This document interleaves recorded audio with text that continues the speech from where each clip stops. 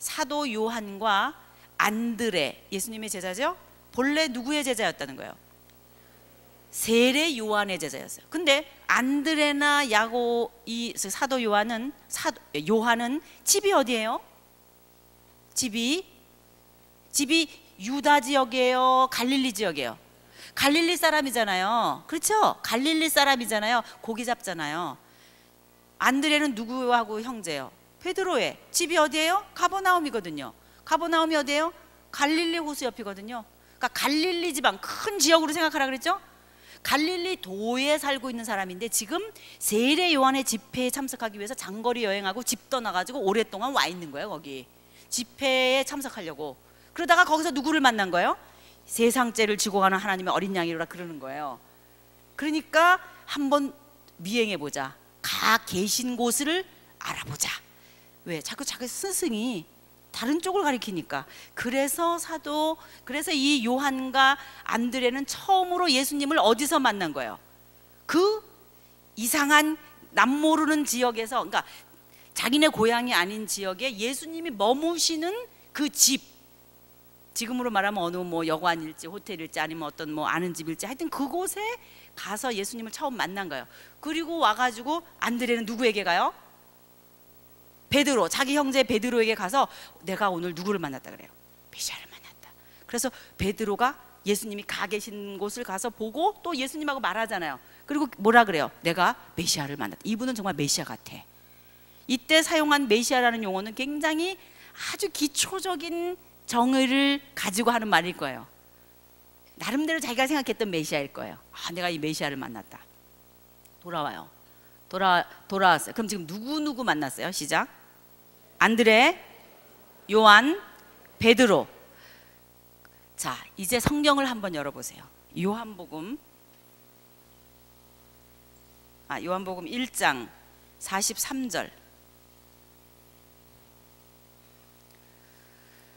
보니까 그 위에 이렇게 눈으로 쑥 훑어보니까 제가 지금까지 드렸던 얘기죠. 그 얘기가 여기서 있죠. 위에 43절에는 무슨 얘기가 있어요? 이튿날, 그 다음에 뭐라 그랬어요? 예수님께서 어디로 떠나려고 하셨대요?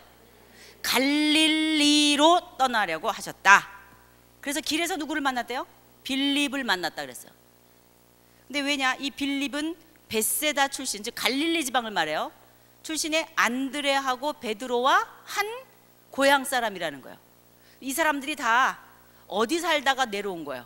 갈릴리 살다가 세례 요한의 부흥 집회에 참석하러 온 범사의 종교성이 많은 당시의 범부였다 이 말이에요. 무슨 성경 공부 있다 그러면 확 쫓아다니고 여러분 같이 다 제껴놓고 그러고서는 막 쫓아다니는 거예요. 이렇게 쫓아가서 누구를 만나냐? 여기서 예수라고 하는 분을 만난 거예요. 그런데 여기 보니까 이 빌립을 예수께서 만난 날은 그날 마침 어디로 떠나려고 하는 날이라?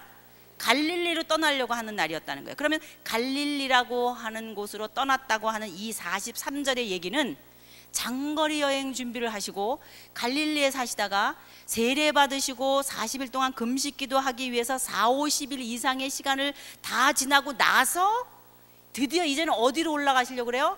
갈릴리로 고향으로 올라가시려고 하는 중이다라고 하는 큰 공간 개념의 이동이다 이 말이에요. 그러니까 예루살렘 사역이시냐, 유다 지역의 사역이시냐, 아니면 위에 예수님의 고향 촌동네인 갈릴리의 사역이냐로 크게 대분되어 있다 이 말이에요. 예수님의 사역이. 이 큰 세팅이 중요하다는 거예요. 갈릴리로 떠나라고 하셨다. 이제부터 여러분이 성경 읽을 때 이게 지금 갈릴리냐 유대냐 이런 게 보일 것 같은 생각이 들지 않아요? 예수께서 유월절을 지키시러 예루살렘을 향하여 가시니라. 그럼 공간 개념의 이동인 거예요. 지금까지 어디 계셨다는 거예요? 갈릴리에 계셨다는 거예요. 이제 어디로 가신다는 거예요? 예루살렘으로 가신다는 거예요. 이런 식으로 큰 Y좌표가 잡혀야만 예수 사건, 특히 십자가에 처형될 수밖에 없는 예수님의 그 십자가 사건으로 어떻게 정치적인 이렇게 회오리 바람 속에서 가게 되는지에 대해서 찾아낼 수 있단 말이에요. 아니고 그냥 막연히 전부 뒤섞여 가지고 예수님의 사역이 엉켜 있으면 그냥 더 이상은 안 찾아져요. 입체적으로 찾아지지가 않아요. 자, 43절에 나타난 갈릴리로 떠나려고 하시는 날 또 만난 사람이 빌립 말고 또 누구라 그랬어요? 나다나엘이에요. 그러면 예수께서 그 세례 받으시고 또 이 금식하시기 위해서 세례 요한의 집회 장소에 내려가셨다가 만난 첫 번 제자가 몇 명인 거예요? 5명인 거예요. 자, 누구예요? 해보세요. 베드로, 요한, 안드레, 빌립, 나다나엘, 이렇게 5사람이라고 하는 정보를 요한복음이 주고 있습니다. 그리고서는 이 5사람이 어디로 올라가요? 으쌰으쌰하고 북쪽으로 올라가죠. 그러니까 내려올 때는 때로는 둘이, 뭐 때로는 이렇게 각자 내려왔다가 올라갈 때 세례 요한의 집회 장소에서 예수님이 세례 받으시고 금식기도 하시고 5명의 제자를 만드셔서 북쪽으로 올라가신단 말이에요. 지금 갈릴리를 향하여 올라가는데 올라가서 어디에 참석하시게 돼요? 가나 혼인잔치. 거기서 누구를 만나셔요? 예수님의 어머니 마리아도 만나고 예수님의 동생들도 만나요. 가나 혼인잔치에 참석했다가 그 물로 포도주를 만드는 사건으로 인해서 누가 큰 충격을 받는다고 성경에 써 있어요? 예수님의 제자들이. 자, 11절 다 같이 읽어보세요. 시작. 예수께서 이 첫 번 표적을 갈릴리 가나에서 행하사 그의 누가 믿었대요? 제자들이. 여기서 말할 때 제자는 몇 명이에요? 5명인 거예요. 여기서 12명이라고 막연히 생각하면 틀린 거예요. 몇 명이 그 예수님의 물로 포도주 만드는 사건을 본 거예요? 5명. 이 5명이 처음 예수님을 만난 다음, 그 다음 12절이 굉장히 중요한 그 귀절이에요. 우리는 이 12절 같은 거를 보면은 뭐 때문에 이런 게 성경에 있을까? 이런 생각을 해요. 별로 은혜가 안 되잖아요. 왜? 뭐라고 말하고 있어요? 12절이 시작. 가버나움에 내려가서 여러 날 계시지 아니하시더라. 가버나움에 내려가서 여러 날 계시지 않는 게 뭐 어찌되는 거예요? 이런 게 왜 성경에 있어야 되나? 이런 생각이 들잖아요. 이게 굉장히 중요한 거예요. 왜 중요하냐? 지금 여기 가버나움에 내려가서 적어도 며칠을 계셨다는 것은요, 그래도 어디 가서 잠잘래면은 적어도 가족이든가 아주 친한 친구라든가 이렇게 여행 가는 거 아니에요. 근데 여기 보니까 같이 간 사람들이 잘 반죽이 안 맞는 것 같아요. 누구예요? 예수님의 어머니, 또 예수님의 동생들, 또 지금 만난 5명. 반죽이 좀 맞아요? 뭔가 공통분모가 있는 것 같아요? 없는 것 같아요? 잘 없는 것 같은 사람들이에요. 그런데 여기서 만나서 어디로 내려가? 가버나움에 내려가서 며칠 있다가 다시 예수님은 어디로 오셨다는 거예요?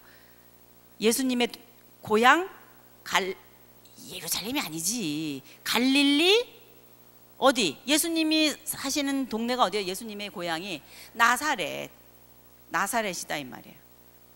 자, 지도를 보세요. 이제 지도를 봐야지. 자, 여러분, 갈릴리 그러면 가버나움이라는 말과 범위가 틀린 거 알아요?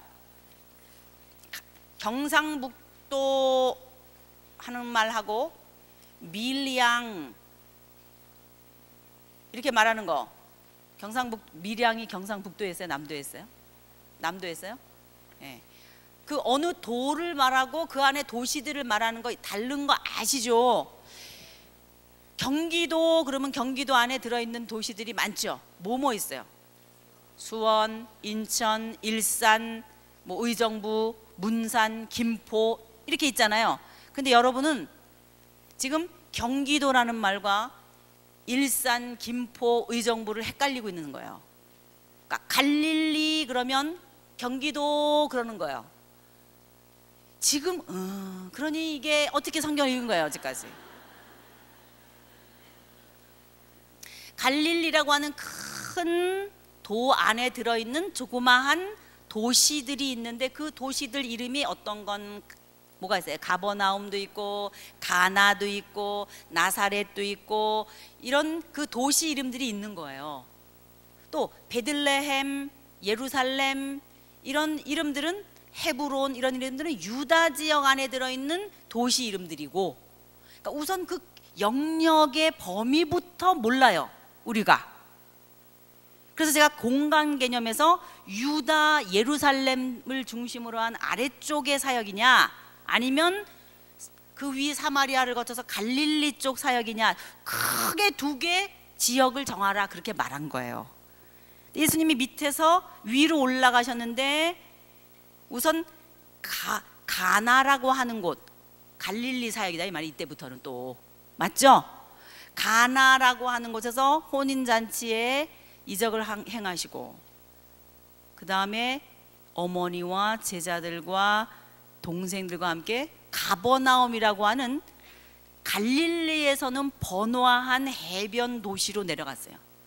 그러니까 갈릴리 도에서 제일 번화한 곳이에요. 어디가? 가버나움이. 그러니까 여러분 머릿속에 이제 가버나움 그러면 도시구나 이렇게 생각하세요. 가버나움 호수, 갈릴리 호숫가에 뭐 세금 거두는 사람도 있고 거기 가면 이제 맥도날드도 팔고 우리로 말하면은 막 이런 거 있는데요. 그러나 저 촌에 가면 맥도날드 안 팔잖아요. 그러니까 그런 식으로 뭔가 다 사람들이 모여 있는 곳이에요. 갈릴리 중에서 거기가 어디예요? 가버나움에 내려갔다 이거예요. 이 사람들이. 그럼 거기에 내려가서 여러 날 계시지 아니하시더라. 왜 그랬겠냐 이거예요. 이거를 이 대답을 말해주는 근거는 뭐냐? 예수께서 이 일 이후에 가버나움에 내려가서 사시니 이때부터 비로소 전파하여 가라사대 회개하라 천국이 가까워 왔느니라. 그거 여러분 생각나세요? 지금까지는 어디 사셨다고요? 나사렛. 그런데 앞으로 언젠가 예수님이 이사하십니다. 어디로 이사하셔요? 가버나움이라는 곳으로 이사해요. 그러면 예수님의 집 나사렛에서 함께 살던 예수님의 동생과 어머니, 아마 요셉은 일찍 돌아가신 것 같아요. 안 나오는 거 보니까. 이제까지 나사렛에서 살았는데 어느 땐가 이사 가서 사시는데 그 이사 갈 마음을 먹게 된 게 바로 이때쯤이다 이거예요. 이제 예수님이 공생의 사역을 시작해요. 이것이 물로 포도주 만드는 마리아 그 포도주 만드는 사건 때 마리아와의 대화, 여러분 기억나세요? 그런 것과 다 연결되는 거예요. 이제 내 아들은 공적인 선지자로서 그 마리아의 생각에는 이런 일을 하겠구나, 이런 것들이 뭔가 된 거예요. 그 분위기 속에서. 그래서 이제 어디로 이사 갈 생각을 하는 거예요? 가버나움으로. 왜? 갈릴리의 수도다 이 말이에요. 거기가 쉽게 얘기하면 갈릴리의 제일 중심 도시, 전략적으로 그곳에서 예수님이 복음을 전파해야만 갈릴리 온 지역에 복음이 전파되도록 되는 곳이다 이 말이죠. 그래서 갈릴리에서 가버나움이라는 도시로 집 보러 가신 거예요. 집 보러. 쉽게 얘기하면 그 지역을 돌아보신 거예요. 분명히 제자들도 앞으로 여기서 사역할 거고 식구들도 이사 갈 거고. 그래서 가버나움에 내려가 여러 날 계시지 아니하니라. 예수님의 초창기의 사역 중에 가버나움 가서 며칠 있었던 것을 이렇게 다루고 있단 말이에요, 성경이. 그리고 그 다음에 나오는 말이 뭐냐? 몇 장이에요? 2장 13절이다 이 말이에요. 그 말이 나오고 나서 12절이 나오고 나서 13절에 나오는 말이 뭐예요? 자, 여러분이 이제 여기서 나오는 장소를 보고 공간 개념 이동시킬 준비가 돼야 되는 거예요. 다 같이 읽어보세요. 시작. 자, 그 다음에 나오는 사건이 뭐래요? 6월절이 가까운지라. 그게 바로 뭐냐? 요거예요. 6월절 1. 이때 예수께서 어디로 올라가시니라?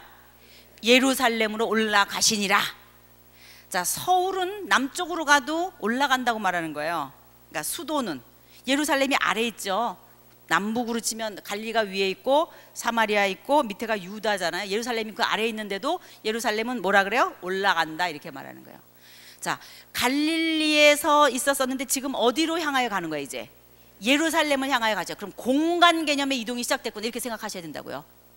이해가 되십니까? 그러니까 여기 계셨다가 예루살렘에 계셨다가 다시 위로 오셨다가 하는 이 큰 거를 중심으로 해서 예수님의 사역을 Y좌표로 정리해 보자는 거예요. 이게 큰 흐름이라는 거예요.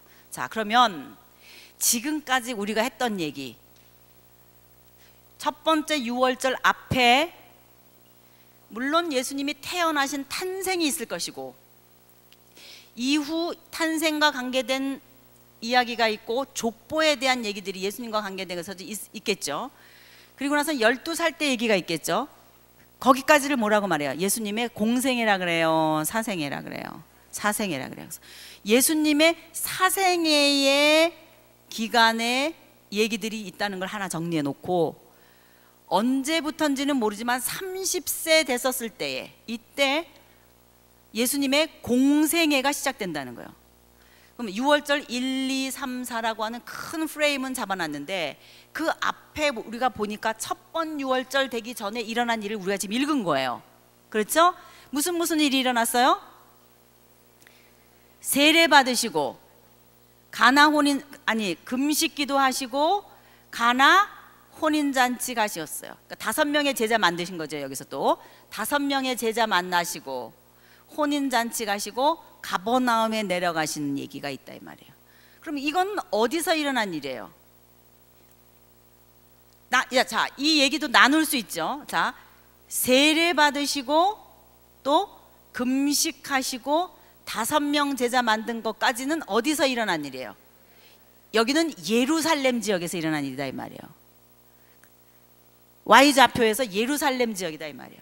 또 그 다음에 뭐예요? 가나 혼인잔치 가시고 그 다음에 가버나움에 내려가시는 거, 이 내용이 있는데 이거는 어디서의 일이에요? 갈릴리에서 일이다 이 말이에요. 이거는 어디의 일이에요? 예루살렘에서의 일이다 이 말이에요. 자, 시간이 이렇게 가죠. 옆으로 이렇게 X좌표로 시간이 이렇게 가는데 하나는 이거는 예루살렘에서 일어난 일이고 예루살렘 지역, 그 다음에 이쪽으로 가면서 이거는 뭐예요? 갈릴리에서 일어난 일이다 이 말이에요. 그러니까 Y좌표를 공간 개념을 이동하시면서 예루살렘 사역이냐 갈릴리 사역이냐로 정리하면서 시간 개념과 연결시키다 이 말이에요. 이해가 되세요? 그리고는 첫 번째 6월절에 예수께서 예루살렘에 올라가셨는데 이때 일어난 일이 뭐예요? 예루살렘 성전을 청결케 한 사건이에요. 그럼 이 사건을 보면서 여러분은 이제까지 우리가 구약에서 공부해 올 때에 있었던 성전 개념 있잖아요. 예루살렘 성전이 가지고 있는 의미 얼마나 많았어요. 샤켄하신 하나님, 우리 가운데 거하시는 하나님, 하나님의 백성 삼고 나서 시내산에서 제일 먼저 만들으라고 그랬던 그 성막, 그 성막이 모형을 잘 만들어서 예루살렘의 성전으로, 솔로몬 성전으로 나타나고 그 이후에 그것이 파괴됐다고 하는 것은 하나님의 왕권이 인정되지 않는 시대가 됐다는 것이고, 하나님은 그 이후에 이 백성들을 포로로 잡혀가게 하시지만 다시 포로 가운데 다니엘과 에스겔 같은 사람을 통해서 하나님의 나라는 다시 회복된다. 그 나라는 어떤 나라냐? 인자라고 하는 존재가 나타날 그 나라이고, 그곳에 성전이 세워지는데 성전 재건하는 역사가 에스겔 뒤에 나타나는 모든 성전 짓는 방법을 통해서 나타난다. 우리 쭉 공부했죠. 그리고 디아스포라로 흩어져 있던 그 수많은 유대인들이 때를 따라 6월절이나 초막절이나 이런 명절이 되면은 예루살렘으로 모여드는 것이 하나님의 나라의 회복을 상징하는 운동 방향이다 이 말이에요. 그걸 시오니즘이다. 시온에서 구원이 임한다. 즉 시온 사상이에요. 예루살렘의 회복이라는 사상이에요. 예루살렘의 하나님의 왕권이 다시 인정된다고 하는 사상이에요. 그런데 예수님이 공생애를 시작하시면서 제일 첫 번째 6월절이 되셨을 때에 공인으로서 이제 예루살렘 성전에 들어가셔서 하신 일이 뭐냐? 이제까지도 어렸을 때 12살부터 시작하셔가지고 예루살렘 성전을 많이 출입하셨겠죠. 여러 번 출입하셨습니다. 이때는 대헤롯이 예루살렘 성전을 짓고 있었을 때이기 때문에 아직 완성되지는 않았지만 수룹바벨 성전 이후에 그 초췌한 성전 이후에 예루살렘 성전이라고 하는 것을 대헤롯이 지으면서 막 대단하게 지금 건축을 하고 있는 중이었거든요. 근데 이 어마어마한 건축이 대헤롯을 통해서 지어져 가고 있는 이 예루살렘 성전에 예수께서 지금까지 여러 번 올라오셨겠으나 바로 하필 요때에 예수님이 첫번 그 공생의 첫 번 6월절에 예루살렘 성전에 오셔서 하신 일이 바로 이 예루살렘 성전을 어떻게 하신 거예요? 말이 청소지 뒤집어 엎은 거예요. 말이 청소지. 우리가 고상하게 써서 그렇지 예루살렘 성전의 장사판을 뒤집어 엎은 거예요. 그럼 우리가 여기서 뭘 할 수 있어요? 예루살렘 성전의 장사판이라는 것은 우리 공부했죠 어저께. 누가 만들어 놓은 장사판이에요? 대제사장이 만드는 장사판이에요. 긴 역사적인 과정 속에 안나스라고 하는 사람이 수리아 총독에게서 돈을 엄청 갖다 주고 제사장권을 산 이후 돈 들어간 만큼 빼내기 위해서 재물 장사를 한 거예요. 먼 데서 흠없고 티 없는 어린 양을 가져다가 예배 드리려고 하는 순수한 사람들의 주머니를 터는 거예요. 그냥은 안 털리니까 눈에는 안 보이지만 강도짓을 한 거예요. 어떻게 했어요? 멀리서 정성껏 키워서 가지고 온 어린 양을 가지고 오면은 양을 팔아서 폭리를 남겨야 되는데 양을 안 사고 다 집에서 가져오면 안 되잖아요. 그러니까 자기네가 파는 양만 제물로 드리게 하기 위해서는 가지고 오는 양은 어떤 양이 돼야 돼요? 불합격품 양이 돼야 돼요. 흠 있고 티 있는 어린 양인 거예요. 그 양을 가지고 이렇게 와서 제사장에 가져다 주면 매매 울 거 아니에요. 그러면은 어떻게 하는 거예요? 거룩한 옷을 입고 그것을 이렇게 하면서 먹고 티 없는 어린 양이로다. 그러면서 이게 메이드 인 안나스가 가게밖에 아니면 어떻게 하는 거예요? 흠 있고 티 있는 어린 양이로다. 흠 있고 티 있다는 거야. 봐, 어디가 흠 있고 티 있어? 봐라, 오다가 발톱 찢겨갖고 여기 봐, 흉터 있지 여기. 그럼 어떻게 해야 돼요? 새거 흠 없고 티 없는 어린 양을 사야 되는 거예요. 어떡하지요? 먼 데서 왔는데 어디서 흠 없고 티 없는 양을 가져오죠? 걱정하지 마라. 감남산에 제수용품 전매청이 생겼다. 그래서 감남산에 가니까 정말 제수용품 전매청이 생기는 거예요. 안나스 상회가 있는 거예요. 그래서 거기 가보니까 막 양들이 무지 많은 거예요. 이 양을 대는 데가 어딘지 알아요? 베들레헴이었어요. 양을 대는 성전용 제수용품을 대는 양 키우는 곳이 있어야 될 거 아니에요. 거기가 어디냐? 베들레헴이었던 거예요. 베들레헴에 양들 치는 목자들이 있었죠. 그 사람들이 제수용품 대는 사람임에 틀림없습니다. 그러니까 그 제수용품을 전매청화한 거예요. 누가? 안나스가. 그러면 엄청난 폭리를 남겨가지고 제사 지내러 오는 사람들을 대상으로 해갖고 장사를 하고 있었다 이 말이에요. 왜? 그래야 자기가 엄청나게 돈 주고 제사장권을 샀는데 그거를 어떻게 해요? 가질 수 있죠.